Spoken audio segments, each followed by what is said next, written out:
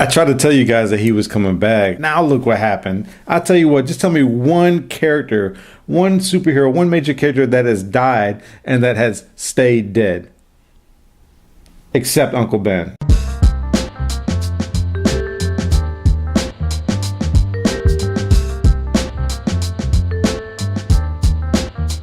What's up, everybody? Edwin back again for Strictly Comics. Sorry you guys, I've been away for a little while, but there's some reasons behind that, and I'll let you know about that at the end of the video. Right now, we're gonna get into our comic book review, and what are we going to be reviewing? The Amazing Spider-Man issue number 1. Yes, everybody, it is finally here. The awaited Spider-Man issue number 1. Peter Parker is back. I said it from the beginning, I'm like, you have an Amazing Spider-Man movie coming out. You can't have Dr. Octopus as your main character in the Amazing Spider-Man comic books. They have to be the same, because how are you going to sell more comic books because of the movie that you made if you have a different character as Spider-Man? So that being said, let's get into this. I'm going to try not to do a lot of spoilers, but we'll see. I got the variant cover. I was going to get the regular cover. This was actually in my box, so I just kind of ran with it. I actually thought it was a regular cover, but I got this, and it's actually a really nice cover. You know, your classic Spider-Man swinging, you know, classic Spider-Man. Couple things I want to point out right away is it does have a $5.99 sticker.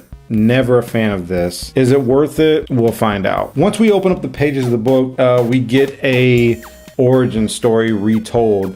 Now, I actually almost skipped this, and if you haven't read this, read it, because it's not entirely parallel with the origin of Spider-Man from the early 60s. You should definitely read it, and I won't spoil this because there's something that happens with the origin story that we don't know about. Once the little brief origin story is finished, we're immediately taken into like some really good artwork by Humberto Ramos with some pages and panels of these newer characters that I'm really not familiar with. If they've been around for a while, I apologize. I don't even know who these people are. You have like the Menagries, I don't know how to say it. You have like people called Hippo, Panda.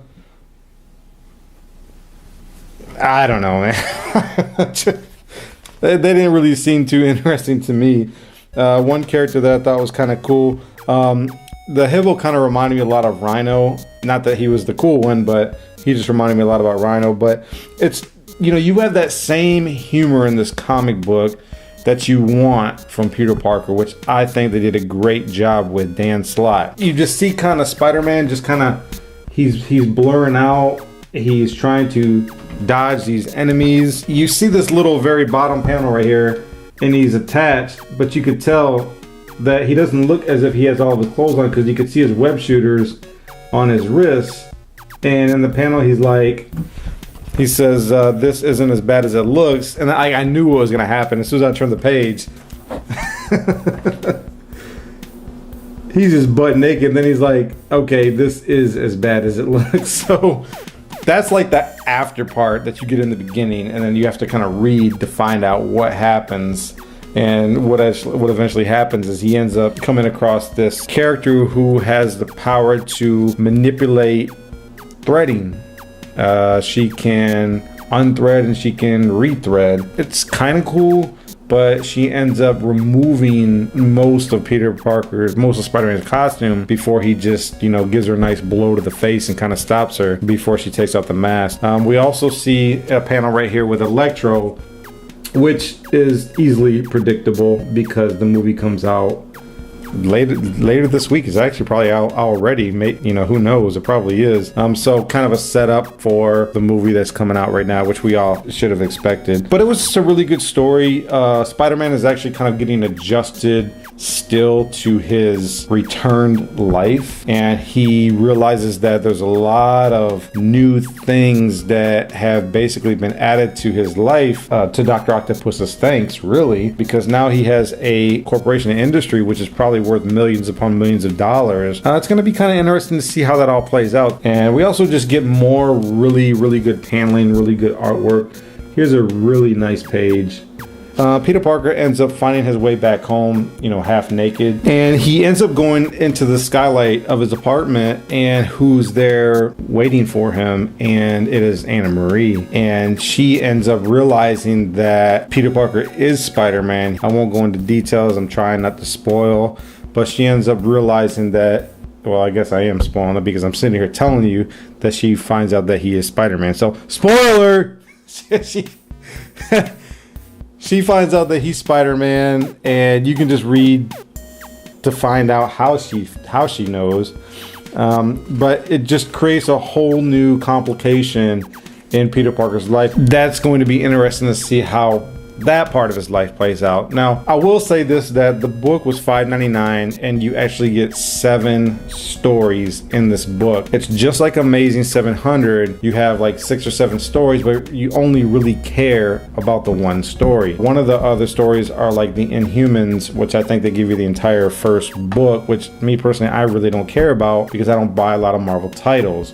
You also get about 5 other little stories, which I read a couple of them, but I'm not going to go into that right now because I don't have the time for it. I will say this, that I'm very upset with issue number 1 because you have a thick, this thing is thick, and they still managed to only give you 20 pages of the actual story, and you have a lot going on within that story, and I felt like it was there was just too much going on in a 20-page comic. So overall, my rating of The Amazing Spider-Man number 1 is a 3.5 out of 5, and the biggest reason behind that is because you make me pay extra for that stuff that I really don't care about. So that's my review of The Amazing Spider-Man issue number 1. Some quick announcements real quick. We have Free Comic Book Day coming up this Saturday. And then here in the Texas area, I also have Dallas Comic Convention, which I most likely will be going to because Stan Lee is going to be there, and he's just a lot closer to me than most of the other major cities that he goes to. My point is that I may be on hiatus for a couple of weeks. I may not put out a couple of videos, and the reason behind that is because I'm going to be doing a lot of shooting, and I'm going to be getting a lot of video footage of probably Free Comic Book Day this Saturday. I'm not quite sure, but definitely of Dallas if I go. And then I have Comic Palooza here in Houston Memorial Day weekend. So I'm kind of getting ready for that, and I'm kind of focusing most of my energy and time on that because there's a lot of content that I want to get out to the comic book community. That being said, make sure you like, comment, subscribe, favorite, share. I always appreciate it. Don't forget, you guys, keep God number 1 in your life. But enjoy your comic books, and God bless you guys. I'm out of here. Peace.